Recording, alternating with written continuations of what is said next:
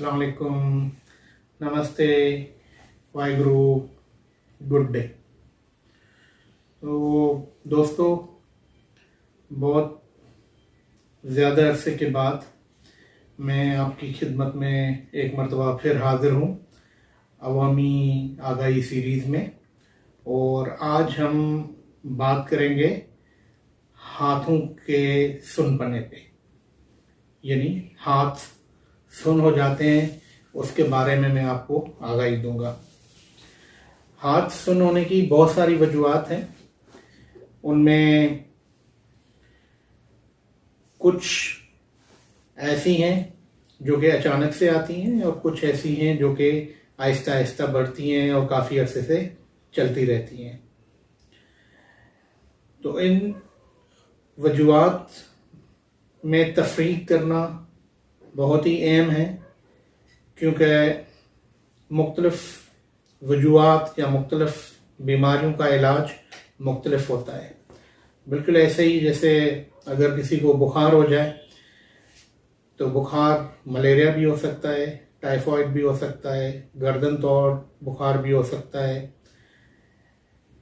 Dengue और हमारा नया साथी कोरोना।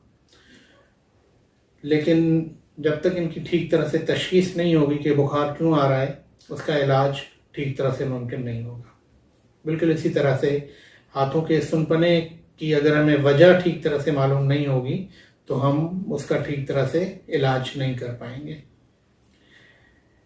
तो अगर एक हाथ अचानक से सुन हो जाता है तो उसकी वजह फालिज भी हो सकता है, स्पेशली अगर हाथ के साथ बाजू और टांग भी सुन हो जाए।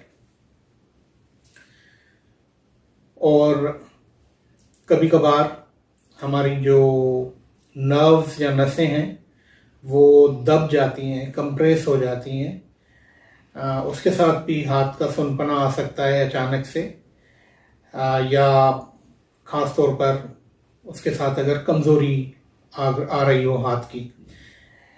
जैसे अगर कोई बंदा सोते से उठता है और उनका हाथ जो है वो अचानक से यूँ लटक जाता है, ऊपर नहीं उठता, जिसको हम रिस्ट ड्रॉप कहते हैं, या कलाई यूँ गिर जाती है, उंगलियां भी ऊपर नहीं उठती, हाथ थोड़ा सुन भी हो जाता है यहाँ पे, तो उसकी वजह अमूमन एक नर्व होती है जो रेडियल नर्व कहलाती है, जो ये वाली जगह पे दबती है, तो उस वजह से ये चीज़ होती है।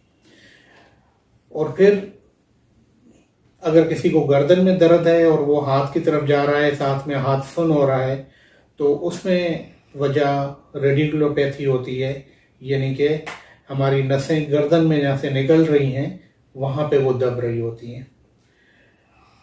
और फिर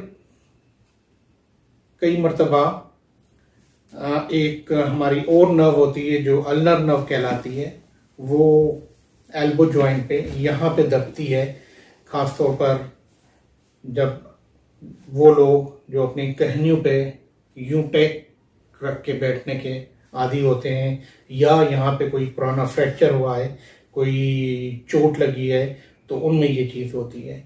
और सबसे ज़्यादा आम या कॉमन वजह जो हाथों के सुनपने की होती है वो एक और नर्व होती है जो कि हमारी रिस्ट पे दबती है, यहाँ पे हमारी कलाई के साथ पास, और वो कई मर्तबा दोनों हाथों को मुतासिर करती है, और इसको हम कार्पल टनल सिंड्रोम कहते हैं। अब इन सारी चीज़ों में तफरीक करना ज़रूरी है, जैसे मैंने बताया, इसलिए कि हर किसी का इलाज मुख्तलिफ होता है। और तफरीक के लिए एक तो मुआयना और हिस्ट्री या अलामात अहम है, और उसके बाद फिर कुछ टेस्ट होते हैं जिससे इनमें तफरीक करना मुमकिन होता है। उनमें कुछ टेस्ट के मैं नाम लेता हूँ। एक है नर्व कंडक्शन EMG, और दूसरी है MRI स्कैन। तो अगर हमें शुबा है कि नसें दब रही हैं कलाई के पास या कहनी के पास, तो हमें नर्व कंडक्शन EMG की ज़रूरत पड़ती है। अगर हमें शुबा है कि नसें गर्दन के पास दब रही हैं तो उसमें नसों का टेस्ट भी फायदेमंद होता है। तो गर्दन का एमआरआई भी हमें काफ़ी इंफॉर्मेशन देता है।